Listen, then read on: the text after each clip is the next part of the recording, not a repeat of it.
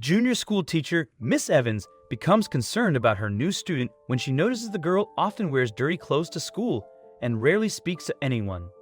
One day, she follows the girl home and makes a shocking discovery. We're joined by a new student this semester. Miss Evans told her class, "Will everyone please give a warm welcome to Kitty?" Kitty shrank in her seat as the class greeted her. The young girl's obvious discomfort worsened when some students asked where she came from and why she was there. Miss Evans knew the sad story that forced the girl to join in her school in the middle of the year. Her heart had ached when she looked at little Kitty's transfer papers. She quickly distracted the other students. "I'm sure we'll all get to know Kitty better over time. Right now, however, it's time for math."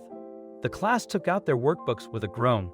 Kitty remained very quiet. She kept her head down so her dark hair hid her face. Miss Evans crouched down beside her desk. "Hi, Kitty," she said. "I just want to let you know that I'm always available if you need to talk. Changing schools is hard, but I'm sure you'll get settled in soon." Kitty glanced at her, and Miss Evans glimpsed her sad brown eyes. The poor child had been through so much. "Thank you, miss," Kitty whispered. Miss Evans placed a hand on the girl's shoulder and continued with the class. At the end of the day, she waited outside with Kitty to meet her father.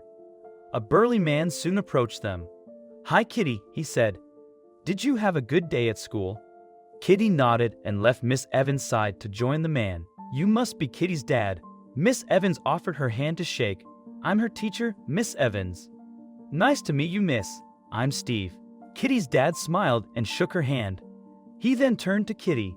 "Why didn't you go wait in the car, sweetie? I'm sure you'd like to put that heavy backpack down, and I want a minute to talk to Miss Evans." Kitty gave her dad a strange look, but she ran off to an old pickup nearby. "Kitty's had it rough the past few months," Steve said. "I'd appreciate it if you could keep an eye on her. I noted that the reason she transferred here is because her mom passed away recently." Miss Evans studied him. "How's she been adjusting?" "Some days are better than others. I didn't see her and Shauna as often as I wanted to since I moved up here for work," Steve shrugged. "I reckon things will go better once we're used to each other again." "I'm sure they will." Miss Evans smiled. "And don't worry, I'll do everything I can to help Kitty settle in. She earned good grades at her previous school, and I look forward to seeing her get back on track." Miss Evans was true to her word. She kept a close eye on Kitty over the next few weeks, and what she noticed concerned her. The girl often wore the same clothes to school. The clothes were usually dusty and stained. Kitty was quiet in class too. On the playground, she sat by herself and ignored the other kids if they tried to involve her in their games. Miss Evans tried to coax her out of her shell, but the girl remained withdrawn until the day she begged Miss Evans for help. The class had just ended. All the other students chatted loudly as they filed from the room, but Kitty came over to Miss Evans' desk. She stood there with her head down and her arms tightly crossed. "Is everything okay, Kitty?" Miss Evans asked. The girl shook her head. She mumbled a few words that Miss Evans couldn't make out. "Speak up, sweetie. I can't hear you." "I don't want to leave school," Kitty shouted. She lifted her head and stared at Miss Evans with tearful eyes. "I don't want to go with my dad. Please, can I live with you instead?" Miss Evans' heart broke at the desperation in Kitty's voice. She moved closer to the girl and put a hand on her shoulder. "Why don't you want to go home with your dad, Kitty? There's something wrong." Kitty hugged herself and looked away. "I don't like living with my dad. I don't want to stay with him anymore." "Oh, sweetie, I know it must be tough getting used to a new town and a new school. You've been through so much, and I'm sure you miss the life you used to have." "I miss my mom," the little girl sobbed. "I miss my room." "Kitty?" Steve appeared at the door, blocking it with his muscular frame. "There you are. I was worried when I didn't see you outside." Kitty spun and backed away from her father. "I'm not going with you." Steve's face crumpled. "Come on, Kitty. Don't be like that." Kitty's lip trembled. Tears trailed down her dusty cheeks as she looked at her dad. "You know I'm trying real hard to be a good dad, don't you?" Steve crouched down in front of his daughter. "Times are tough now, but everything will turn around someday. You'll see." Steve held his hand out to Kitty. After a long moment, Kitty dried her eyes and shuffled toward him. Miss Evans wasn't sure what to make of this situation. Kitty was clearly unhappy living with her dad, but how much of that was due to her grief? She suspected there was something more going on. "Let's all walk out together." Miss Evans stood and offered Kitty her hand. When they reached the parking lot, Kitty pulled free of the adults and ran ahead to her dad's pickup. "I'm sorry about all that, Miss Evans," Steve said. "Kitty's been real stressed lately and she isn't handling it well. I've noticed she sometimes comes to school in dirty clothes," Miss Evans said. "Is everything okay at home?" Steve's eyes widened and he rubbed at his beard. "Yeah, we've had some problems with the plumbing. I swear I've reported it to the landlord, but nobody's come to fix it yet. I'm sorry to hear that. She's also real fond of those outfits because her mom bought them for her. She doesn't like to change her clothes," Steve added. Steve stopped suddenly when they were a few yards away from his car. "I really appreciate you looking out for Kitty, but I think it's still going to be a while before she gets used to all the changes in her life." Steve said goodbye to her then. Miss Evans looked on as he climbed into his pickup.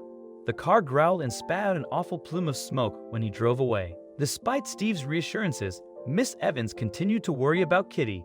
She was no longer coming to school in dirty clothes, but now she was often tardy for school and started skipping classes. One day, Miss Evans noted that Kitty's face was pale and drawn. She had dark circles under her eyes and barely seemed to manage to stay awake in class. Miss Evans was starting to suspect something was very wrong with Kitty and decided that she would get to the bottom of it. She gave the class some work to keep them busy and stepped out to call Steve. "Hello." "Hi, Steve. This is Kitty's teacher, Miss Evans. I'm calling because I've noticed that Kitty often seems exhausted at school." "That's because we'd have to stay up late to work on her homework," Steve replied. "I have been working late too. That's why I can't help her with her homework earlier in the evening. That work is much tougher than what I remember doing when I was her age." "Well, if Kitty is struggling so much, then it might be better to get her a tutor. I'll write down some numbers and give them to Kitty so she can pass them on to you." "Thanks, Miss Evans. That's real kind of you." Later that day, Miss Evans was about to lock up the classroom when she noticed a crumpled piece of paper on the floor near Kitty's desk. She picked it up and found it was the note she'd given the girl with the math tutor's numbers on it. Miss Evans was confused. Why would Kitty throw the paper away if she had difficulty with schoolwork? She rushed to the window to see if the girl had left yet. In the distance, Steve and Kitty were just exiting the school grounds. They were on foot, and Steve carried Kitty's backpack on his shoulder while holding the girl's hand. Kitty had her head bowed. Miss Evans shook her head. Something was terribly wrong with that girl, and she would find out exactly what it was today. Miss Evans rushed out to her car. She was determined to follow Kitty and her father, but they disappeared by the time she reached the street. The next day, Miss Evans was waiting when Steve arrived to pick up Kitty. They left on foot again, and Miss Evans followed. Father and daughter walked several miles before they reached the old pickup Miss Evans remembered. It was parked in an empty lot near the edge of town. Steve opened the car and placed Kitty's backpack inside. He then reached in and covered the windows. Once he finished, Kitty climbed into the cab, and Steve shut the door. He went round to sit on the back of the truck. Miss Evans didn't understand what was happening. Kitty emerged soon afterward in different clothes. She was carrying the clothes she wore to school in her arms. Miss Evans watched as they walked to a nearby laundromat. Miss Evans crossed the road and peeked through a gap between the old shirts covering the windows. What she saw inside made her gasp in surprise. This couldn't continue any longer. Miss Evans took her phone from her handbag and called the police. "Miss Evans, what are you doing here?" The teacher turned and saw Kitty running toward her. Steve was a few steps behind, staring at her in shock. "I'm putting a stop to this." The police arrived then. They asked to look inside Steve's car and shook their heads at the folded piles of clothes, pillows, blankets, and the teddy bear lying on the dash. It was clear Steve and Kitty were living in the pickup. "It's only temporary." Steve turned from Miss Evans to the police as though he couldn't decide whom to address. "I lost my job because I was injured at the factory, but I'll get a new one soon. Then we won't be homeless anymore. I don't mind it so much, I swear," Kitty cried. "My daddy brought my pillow and Freckles, my teddy, so I can be happy, and I am, I promise." The little girl grabbed the police officer by the hand. "Please don't take my daddy away from me. Nobody wants to separate you and your dad, honey," the police officer said. "But we can't let you live like this. It's going to start getting cold soon, and you need a place to stay where you'll be warm and safe." The police officer spoke to Steve and said, "I'll take you and your daughter to a safe place where they'll help you both. They'll make sure you're okay." So Steve and Kitty went to that safe place, and later, Steve got help for his work injury.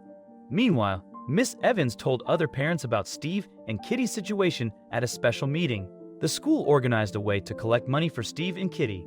They got enough money to rent a small home for Kitty and her dad, and they also gave them all the things they needed for the home.